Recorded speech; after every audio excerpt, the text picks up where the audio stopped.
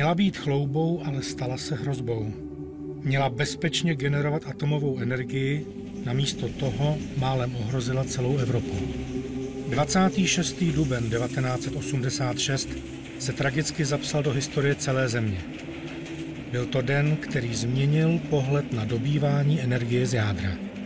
Tento den vybuchla jaderná elektrárna Černobyl. Podle odhadů zemřelo na následky ozáření z Černobylu více jak 500 000 nevinných lidí.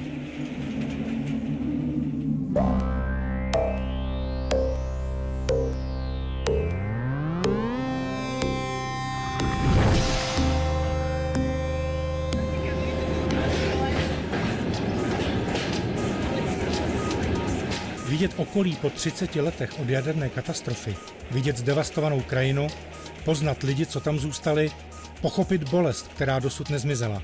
Právě tohle přitahuje čím dál víc lidí.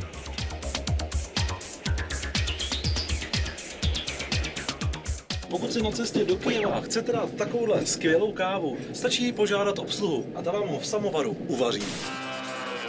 Černobyl a jeho možná skryté tajemství a záhady a víceméně neobjasněné věci mě vlastně už několik let zajímaly. Prostě chtěl jsem poznat tu atmosféru a zažít to tam na vlastní kůži. Všichni mi říkali, nejezdi tam, uděláš něco, zabiješ se. Přítelkyně, rodiče, všichni prostě. Nebyl člověk, který by řekl, ano, jeď tam.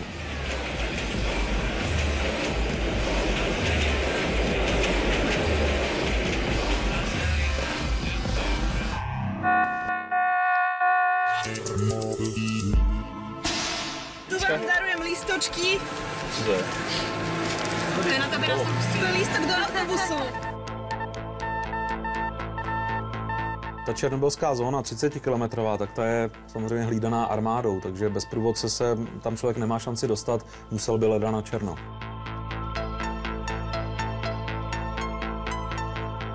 Naše průvodkyně byla Míša, byla to Slovenka, byl to člověk, který je fanoušek do Černobylu. Tak banda, blížíme se k zóně. Prošli jsme checkpointom a teraz sa vydáme na cestu do Černobyla.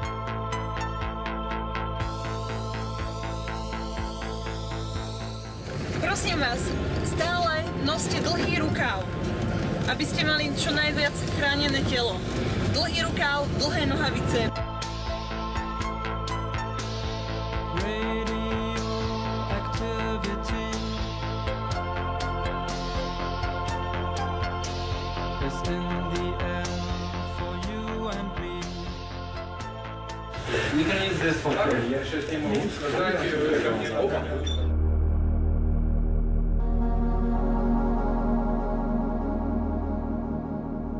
Černobylská elektrárna zcela výjimečně otevírá své dveře i lidem, kteří chtějí na vlastní oči vidět její zázemí. Příjezd před tu elektrárnu byl docela famózní. Napřed to na mě působilo jako běžný kanceláře, ale ta atmosféra byla zvláštní. Jednak tam byli policajti, armáda tam byla. Všechno je tam v těch dobových věcech, tam není nic novýho. Všechno je tam starý, i to lino, i ty vzory. Strašně komunistický takový ten pocit a ten dojem, jako na jiném světě. Pak jsme vstoupili do jedné velké místnosti. Ta místnost byla naprosto odlišná ode všech. Cítil jsem takový pach, možná jako technický pach. Oni nám říkali, že to byly plísně. Nicméně v té místnosti je jedna důležitá věc. Byly tam obrovský červený dveře. Nepřišly mi ničím zajímavý. Ale potom jsme se dověděli, že za těma dveřma byl funkční reaktor. Tam v něm vřela ta obrovská energie, ta síla, která samozřejmě prostupovala i skrz ty dveře. Práve vchádzame do kontrolnej miestnosti druhého bloku.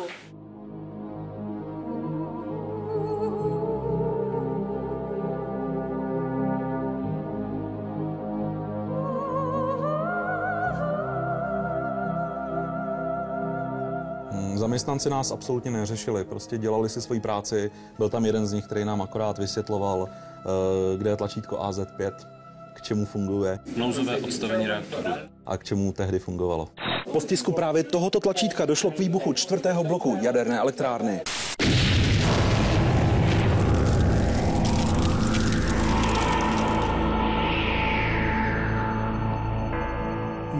Probudila mě tenkrát sekretářka našeho městského výkonného výboru.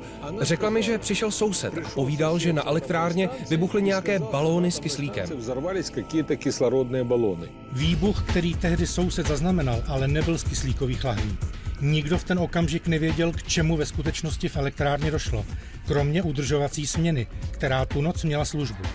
Vedoucí této noční směny Anatolij Ďatlov pod nátlakem svých nadřízených donutil obsluhu, aby provedla zátěžový test nového 4. bloku jaderné elektrárny. Ten měla provést až denní směna, která by v krizové situaci dokázala rychleji reagovat a předejít tak této katastrofě. Anatolij moc dobře věděl, že pokud test s noční směnou zvládne, zajistí si tak kariéru v elektrárně a tak pod nátlakem nadřízených před půlnocí 25. dubna odstartoval test výkonu elektrárny, který se během pár okamžiků vymkl kontrol operátorů a začalo skutečné peklo.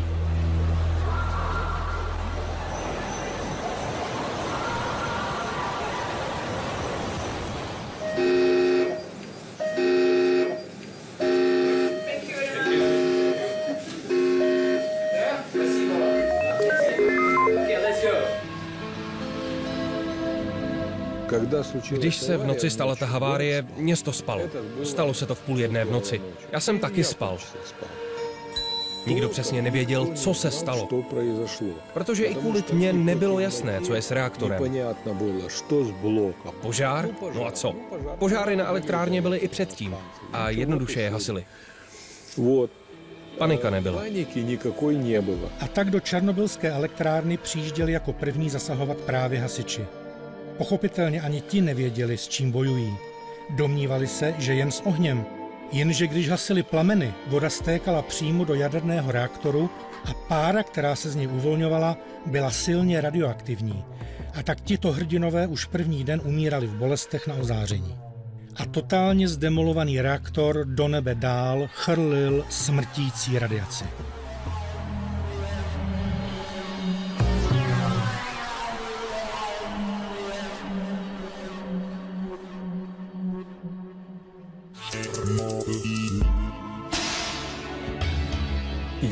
Já jsem je odvážel přímo z nemocnice do Borispole. Na 2krát jsem autobusem odvezl 130 osob. Organizoval jsem tu jejich evakuaci. Poprvé jich tam bylo asi 26 a skoro všichni zemřeli. Protože dostali moc velké dávky radiace. Tohle je čepice jednoho z hasičů, který v den nehody zasahoval právě v Černobylu. Stačilo by, abych do čepice bouchnul, jakkoliv se jí dotknul a zvířel prach a ten bych vdechnul, tak mám problém, protože si můžu zadělat na rakovinu. Alexandr v době, kdy po výbuchu odvážel ozářené hasiče, ani netušil, jakému nebezpečí se vystavuje. Měl vůbec strach z toho, že by to mohlo zdravotně šeredně odskákat?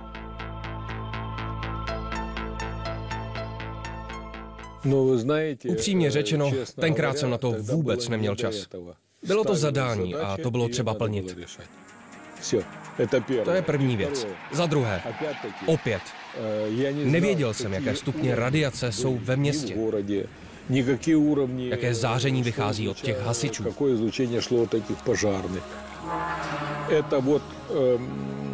Asi za měsíc nás primátor města všechny donutil, abychom sepsali takzvané profesionální trasy. Tedy v jaké době a kde jsme se nacházeli. A potom odborníci ze speciální služby spočítali, byla tam taková laboratoř, kdo kolik rentgenů dostal. Já jsem za první 3 dny podle své trasy dostal 44 rentgenů, ale stále jsem naživu, díky bohu. Tak vstupujeme do tému. Trosky elektrárny dál šířily do okolí smrtelnou radiaci a nic netušící lidé ve městě Pripjať a přilehlých vesnicích se pomalu probouzeli do dalšího prosluněného všedního dne.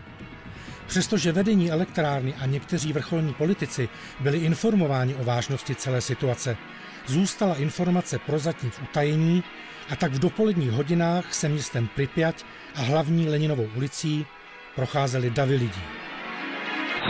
Tak to vypadá Leninova třída dnes. Ihned druhý den po katastrofě jezdily vozy, které omývaly povrch asfaltu kyselinou boritou. A co hůř, v radioaktivních kalužích si hráli děti. A tak na místo evakuace, která měla proběhnout ještě tu noc, dostali ti nejmenší, většinou smrtelné dávky radiace. Mladá maminka, mohlo jí být tak 25 let, s miminkem v kočárku. Jela směrem Černobyl. Nejela v autě, ale s kočárkem, pěšky. Vždy tam byl takový stupeň radiace. Byly to desítky, možná stovky rentgenů. V den havárie bylo v této mateřské školce 800 dětí. Takovýchto školek město Pripjať má celkem 15. Děti si tu každý den hrály a také každý den usínali.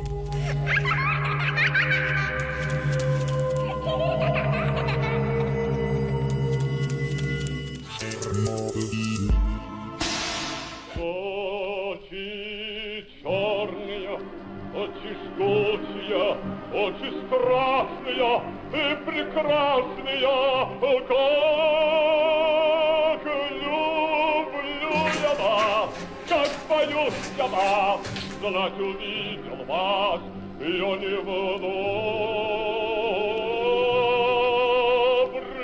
час.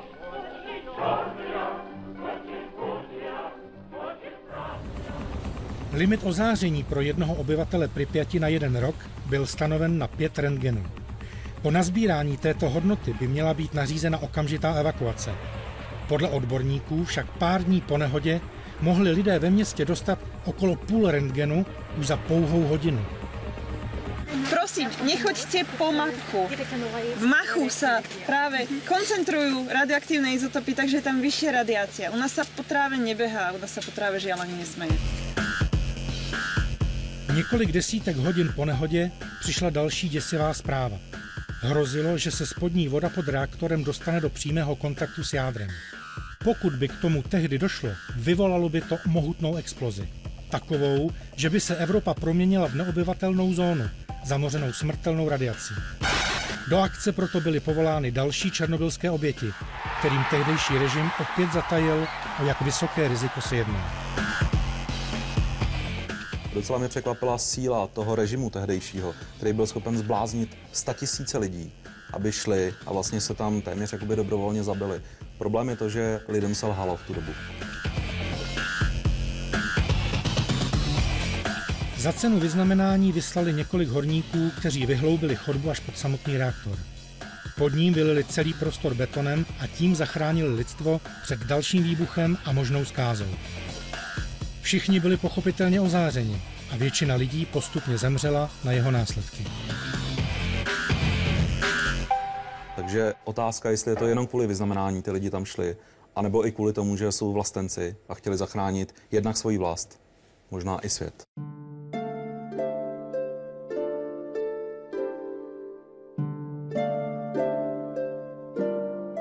Technika, která byla nasazená na odklízení pohromy, byla silně kontaminovaná a tak bylo třeba ji po každém výjezdu dekontaminovat, alespoň oplachem vody. Na tom se podílel místní obyvatel Ivan. Také jeho tělo bylo ozářeno. Kromě prozatím lehčích zdravotních problémů v podobě nevolnosti a lehce poškozeného nervového systému, kvůli němuž ho bolívá hlava, zatím nic nepociťuje a toho přesvědčuje o tom, že dnes žije v prostředí, kterému prospívá. Sám prozradil, že v době likvidace katastrofy pobýval ve městě Černobyl, které bylo blízko elektrárny. Vzpomíná na to, že všichni lidé dostali nemalé dávky radiace.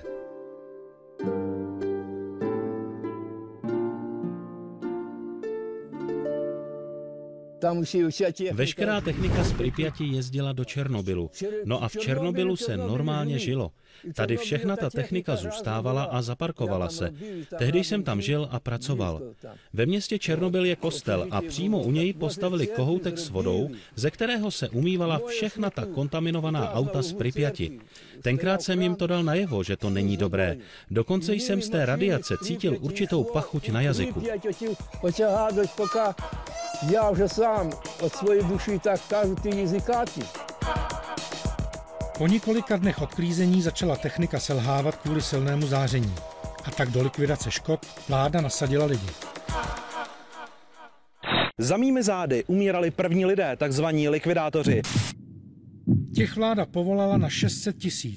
Říkalo se jim také bioroboti. Nahrazovali stroje a pracovali v nejzamořenějších částech, jako byla například střecha nad reaktorem. Ta propouštěla do nebe velké množství radiace a mimo to se všude kolem válel silně radioaktivní grafit. Bioroboti, to je kapitola sama o sobě. Obětovali skoro leckdy svůj život. Šli tam házet lopatou, schazovat ty nejradioaktivnější částice ze střechy, tak aby se jednoho dne ten materiál mohl zlikvidovat.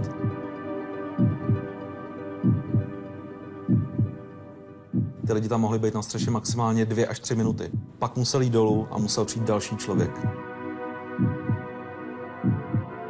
Velká část likvidátorů na ozáření postupně zemřela. Ti, co žijí dodnes, si odnesli doživotní následky černobylské katastrofy, ale zachránili svět před další vlnou radiace, která by přinesla 100 000, možná i miliony mrtvých. Dnes je v Černobylu zanechán odkaz pro tyto mrtvé hrdiny. Pomník, který vidíte za mnou, nese jasný název. Těm, kteří zachránili svět. Nechali ho postavit hasiči svým kolegům, kteří úplně první zasahovali při jaderné katastrofě v Černobylu. A stali se tak úplně prvními obětmi černobylské radiace. Tehdejší komunistický režim neřešil, kolik lidí kvůli radiaci ohrozí a kolik z nich kvůli jeho nezodpovědnosti zemře. Před lidmi dostala přednost drahá technika. Poblíž jaderné elektrárny byl utajený projekt a tím byl vojenský radar Duga. Na mapě označovaný také jako dětský tábor.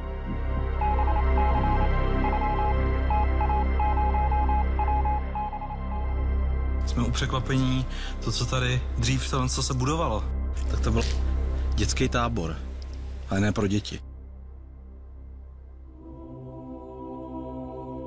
Radar sloužil v 70. letech jako špionážní nástroj a také pro odvrácení balistických střel namířených proti tehdy komunistickému státu.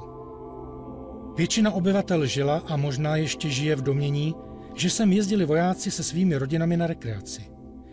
Děti s rodinami sem ale rozhodně nikdy nejezdili.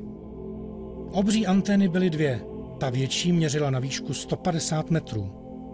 Téměř 1000 lidí, kteří zde pracovali, začali v den výbuchu s okamžitou evakuací drahých elektronických součástek.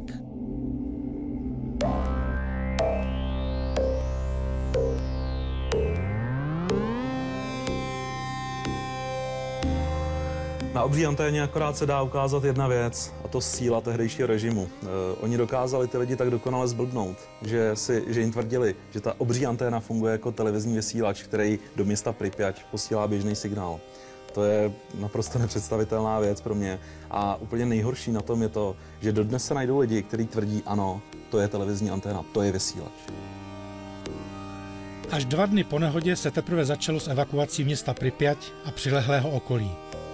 Během této doby nazbírali obyvatelé města dávky radiace, které u většiny z nich ohrozily jejich zdraví a u některých dokonce způsobily předčasnou smrt.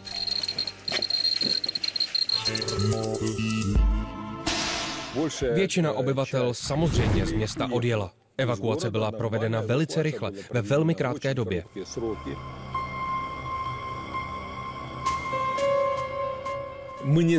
Nevěděli jsme, na jak dlouho bude obyvatelstvo evakuováno. O tom, že se sem nikdo nevrátí, bylo rozhodnuto vládní komisí až v červnu.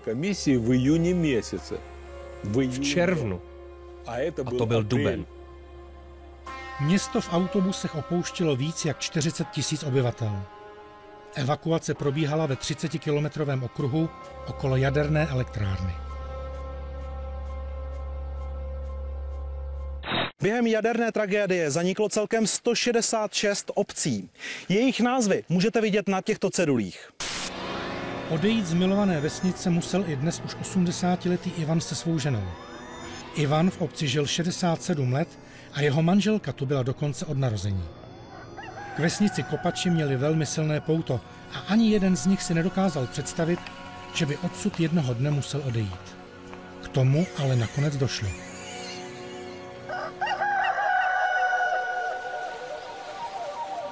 Mě mi pokynuli. Zónu jsme oba s manželkou opustili hned. Vojáci nás okamžitě posadili do aut a všechny nás z vesnice odvezli. Doteď si vzpomínám, že nám říkali, že jedeme jen na 3 dny a tak jsme jeli. Prostě nám tvrdili, že se sem určitě vrátíme, protože je tu čisto a žádná radiace tu není. Zapečetili všechny domy. Právě domy i hospodářství hlídala policie a vojáci. Asi proto, aby nevznikly žádné škody. A ony ani nevznikly. To se ale nestalo. Vláda okamžitě po vyklizení začala s dekontaminací domů. Všechny budovy, které byly zděné, musely důkladně oplachovat vodou a kyselinou boritou tak, aby radiace stekla ze zdí a dostala se do země. To ale u všech domů nešlo, protože některé byly stavěné celé ze dřeva. Radiace se do dřeva zanoří a nikdo jí z ní už nedostane. Proto byly srovnány se zemí a zasypány hlínou. Dnes tak člověk na místo domů najde jen zarostlé kopečky.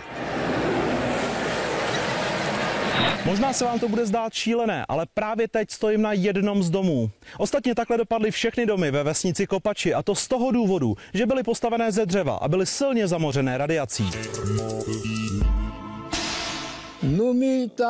Žili jsme tady všichni společně a pohromadě.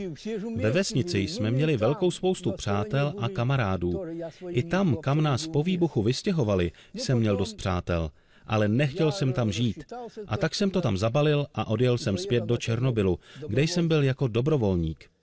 Dá se říct, že způsob života mi tam ve městě vůbec nevyhovoval. Já tam багато чого зробив їм.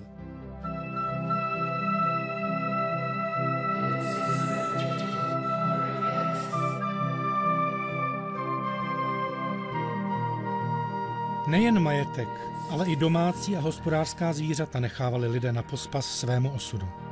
Zvířata, která zůstávala osamocena v zóně, musela armáda zlikvidovat odstřelem. V jejich srsti bylo velké množství radiace, která by ještě více ohrozila zasahující lidi, kteří bojovali s tímto neviditelným zlem. Dnes v zóně můžete potkat mnoho zvěře a popravdě řečeno, některé kusy jsou doslova gigantických rozměrů.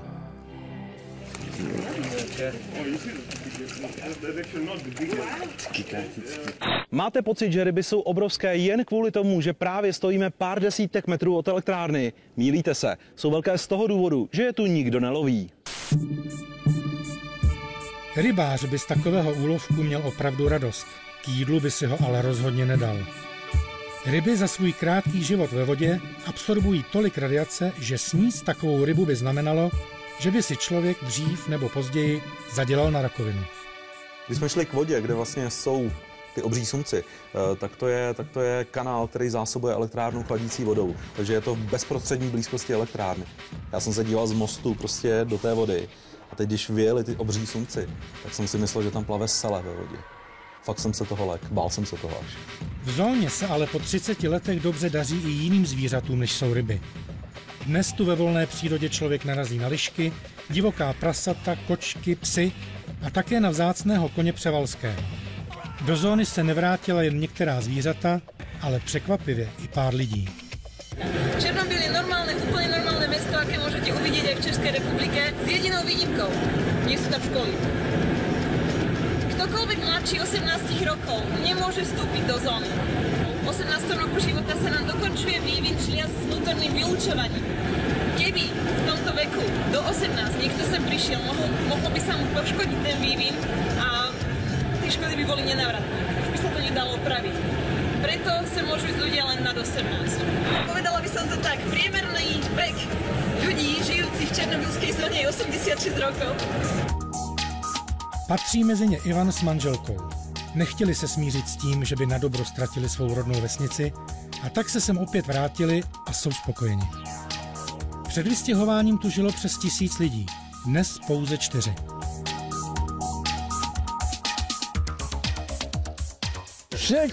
Máme tu úplně všechno, co chceme. Sami si tu děláme domácí pálenku. Všechno, co potřebujeme, nám tu roste na zahradě. Brambory, rajčata, kukuřice, prostě úplně všechno. Zkrátka to, co člověk k životu potřebuje.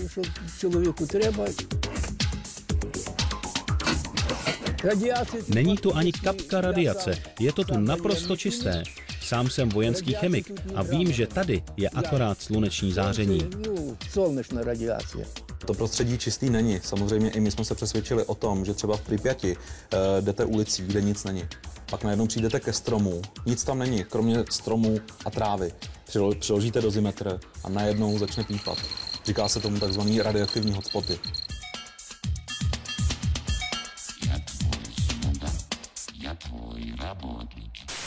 I když jsem tu dlouhou dobu nežil, jezdil jsem sem stále na pracovní cesty. Odváželi jsme odsud věci z kolektivního majetku, který patřil nám všem, kteří jsme ve vesnici dříve bydleli. Jezdil jsem sem po celou dobu. V roce 86 jsem získal potvrzení o účasti v Černobylu, ale vyzvedl jsem ho až v 87., protože takhle pozdě to přišlo z Moskvy. Od roku 87 jsem tedy pracoval v Černobylu. Tam jsem dohlížel na kácení lesa. Dřevo v sobě zadržuje velké množství radiace, která se při jeho pokácení opět uvolní. Mimo to dodnes při jízdě v autě naměříte vysoké hodnoty, když projíždíte okolo červeného lesa. Skoro 9. 29? No. 29. 31,5. 34 skoro. Je? A tu jsme v autě a pohybujeme se.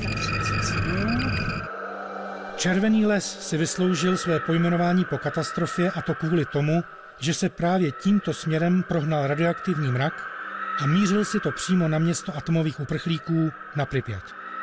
V lese dnes objevíte mnoho uschlých nebo spálených stromů, které se zbarvují do ruda. Když jsem průvodkyni poprosil, aby jsme zastavili, aby jsme aspoň na chviličku nalovili nějaké obrázky, podívali se a trošičku přičukli k té atmosféře toho nejvíc zamořeného místa, tak nám to v žádném případě nedovolila. Říkala, že to je opravdu o zdraví už tohle. Jo. Tam jsou ty hodnoty naprosto odlišné od Pripyati i od elektrárny samotné. Tam ta hodnota je obří, opravdu obří. Nejen Ivan, ale i náměstek primátora města Pripyat a další lidé, kteří tu žili, by se rádi vrátili do svého paneláku, jenže kvůli zamoření to dosud nejde. Všichni by se chtěli vrátit, ale to se nepodaří. Naše Pripyat v 84. nebo 85. roce byla uznána nejlepším atomovým městem v Sovětském svazu. A já neznám jediného Pripyatčana, který by nelitoval, že musel opustit toto kouzelné, úžasné a krásné město. A tak se alespoň občas chodí dívat na dům, kde žil. Pripyat už dnes nepřipomíná město, ale spíš vypadá jako postavené kulisy z apokalyptických filmů, které jsou připraveny k natáčení. A kvůli otřesnému pohledu Alexandr svůj panelák navštěvuje pokaždé se slzami v očích. Kolik je vám let? Koľko máš rokov? Mně 32. 32. Co cítíte vy, když se vracíte do těch míst, kde jste žil, když vám bylo 15 let? Čo cítíš, keď sa vraciaš na miesto, kde si žil, keď si mal 15? Že to je můj domov. Je to rodina. To samé u mě. Nenarodil jsem se tam, ale prožil jsem tam svá nejlepší léta. Já tam prožil svoje lepší od roku 1980 do roku 1986. Narodil se mi tady syn. 8. listopadu 85 se mi narodil syn v Pripyati. Dcera mi tam chodila do první třídy. Co mám tedy cítit, když jsem svýma rukama, hlavou, všechno vložil, jako mnoho dalších, aby to město bylo jako bonbóny. A potom najednou bum a nic. Co mám říct?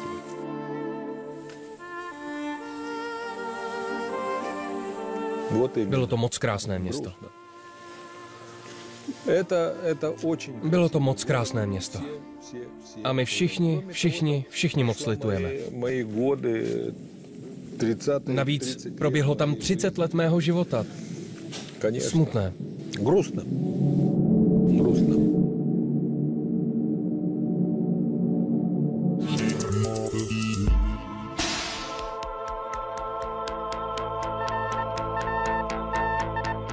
Od výbuchu dnes uplynulo už 30 let a některé části okolí jsou dosud zamořené. 30 let se na městě a všech budovách významně podepsalo, jen na radiaci ne. Ta bude zasaženou oblast trápit ještě dalších 30 let. Nyní je totiž ve svém polovičním rozpadu.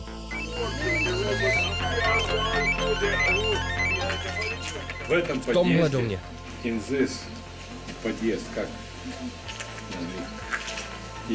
Tady jsem bydlel, v 8. patře.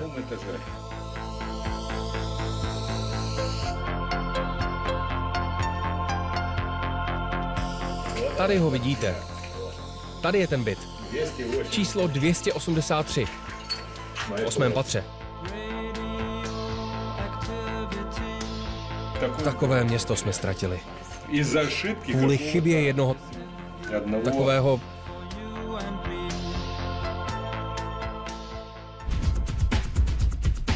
I když uplynulo tolik let, viník nehody se stále hledá, nebo spíš nechce najít.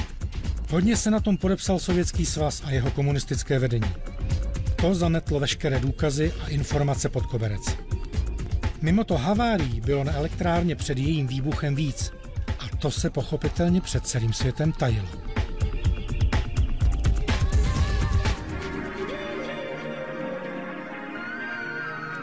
Tohle zážitek, jsem se dostat jednou za život a člověk mění pohled na celý svět, na všechno. Wow. Hele, před náma, koukej. Mezi stromama, co se nám otevírá. Jde o to, že za prvé v roce 82 v černobylské elektrárně už byla vážná havárie s uvolněním radioaktivity. To všechno se podařilo zatajit. Já jsem se o tom dozvěděl až po havárii v roce 86. A to jsem měl jednu z vedoucích pozic ve městě. Bylo to tajemství. Dřívější režim tajil hodně věcí, to se běžně ví. Dneska by se věci tajit neměly, ale já mám pocit trošku opačný, protože když jsem byl v hotelu, který vypadal úplně běžně, normálně jako ty naše hotely, tak 9 hodin oni zatáhnou mříže, zavřou a člověk se nedostane vůbec ven, až potom ráno. Takže co před náma schovávají? Světe div se, ale elektrárna měla být režimem i po této první závažné nehodě vyznamenána jadernou společností. Ta jí chtěla udělit Leninovo vyznamenání. Předání bylo připraveno na 1. května 1986, jenže výbuch elektrárny 26. dubna vše změnil. Alexandr se obává, že skutečný viník nebude nikdy potrestán. Když se totiž v den po výbuchu elektrárny dotazoval tajemník regionálního výboru Grigorij Vladimirovič, takzvaný Malomuž, ředitele elektrárny Brucharova, jaká je situace ve městě Pripyať, dostal od něj uklidňující odpověď. Brucharov odpověděl Malomužovi na to, jaká je situace ve městě, že situace je normální. Tohle byla jeho oficiální odpověď, která zazněla později i u soudu, když soudili ředitele elektrárny. Víte, dodnes se vlastně přesně neví, jak se havárie stala.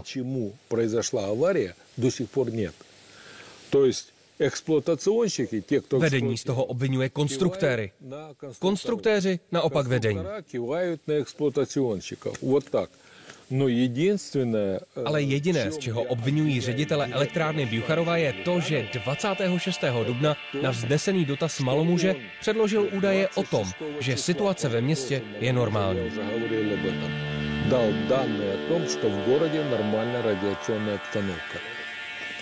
Jsem přesvědčen, že už jen proto ho bylo třeba hodit tak na 20 let za mříže.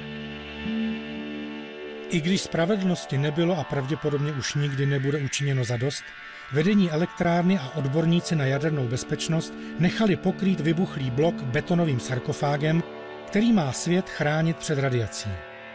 Dnes mu ale docházejí síly a začíná se postupně rozpadat. Tou nejkomplikovanější otázkou v roce 1986 bylo, jak zastavit unikání radiace a stabilizovat svrchní část reaktoru, aby nebyl ještě víc poškozen. V prvé řadě se namontovaly menší panelové podpěry, potom systém trubek a teprve potom se na tyto panelové podpěry umístily milimetrové pláty oceli. Obrazová ilustrace, jak vypadala předpokládaná konstrukce ochrany střechy před 6, 7, 8 lety. Můžete vidět velmi silnou korozi konstrukce, velké mezery, které způsobilo ohromné množství vody.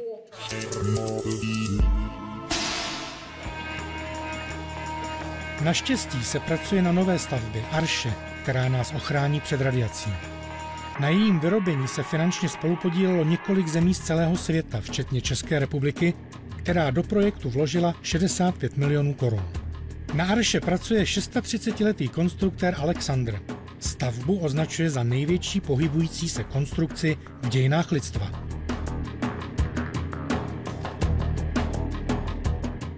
Nový sarkofág neboli archa je velmi zapotřebí. Je 180 metrů vysoký, 236 metrů široký a jeho délka je 100 metrů. Až bude dokončen a vybavení už bude kompletní, bude postupně přepraven po kolejích ke starému sarkofágu a překryje samotný 4. reaktor, který zakonzervuje. Tento sarkofág bude plnit svou funkci přibližně 100 let. Poté se může na chvilku zapomenout na radiaci.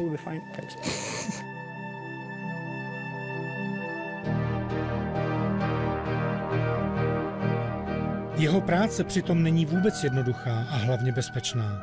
Je ubytovaný v Černobylu, tedy v uzavřené zóně, a jeho rodina žije ve vzdáleném Kyjevě. Alexandr za ní jednou za 14 dní dojíždí. Během pracovní doby nasazuje svůj život, aby se archa co nejdříve vyrobila. Dělníci, kteří pracují na Arše, tak mají život docela stereotypní. Oni jdou do práce, což chodí většina z nás, ale po práci oni prostě nemůžou jít někam na procházku. Ono není ani relativně kam, nemůžou jít ani do obchodu. Tam je jediný obchod, kde jsou potraviny a docela dost děsivý. Takže ty lidi prostě jdou na hotel, tam si sednou do hospody a vypráví si s ostatníma. Takže to bylo i první, kde jsem potkal tyhle dělníky, kde jsem s nima seděl a mohl s nima mluvit. A tohle je každodenní jejich režim.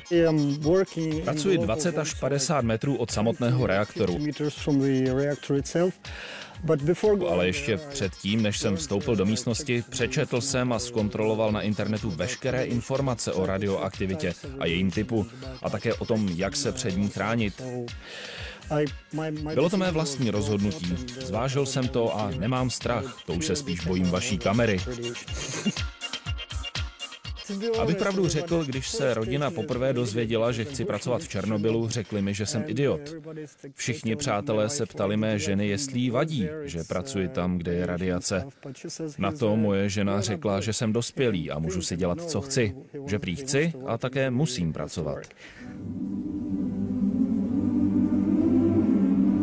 Se štábem jsme se dostali na místa, kam jsem chtěl, všechno jsme viděli a doufal jsem, že když pojedu domů, zpátky do Čech, takže si řeknu, ano, je to uzavřená věc, viděl jsem všechno. Jenže já jsem bohužel odjížděl s pocitem, že tam stále je určitá hrozba. Okolí je na to zvyklý. Já jsem si na to nezvyk a asi nezvyknu a nevím, jestli se mi bude klidně spát, když vím, že tam je to pořád otevřená kapitola.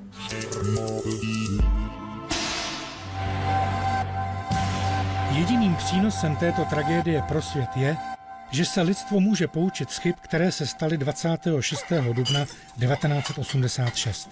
Proto černobylská 30-kilometrová zóna dnes slouží jako jedinečná laboratoř. Vědci tu zkoumají záření, jak se chová ve volné krajině a jaký může mít dlouhodobý dopad. Přestože poškozený reaktor zakryje v roce 2017 nová archa, stovky lidí, kteří zde pracují, si uvědomují, že jsou tu ještě další reaktory, které jsou v udržovacím režimu a představují potenciální nebezpečí. Stále pod nimi totiž vře jádro a tak se musí neustále ochlazovat, protože jinak by reaktor explodoval jako papiňák, ze kterého nejde odpustit pára. Ty, kteří ochlazují reaktory, čeká náročná služba. Bude to totiž dlouhá směna. Jedna generace lidí na to nepostačí. Ta směna potrvá stovky let.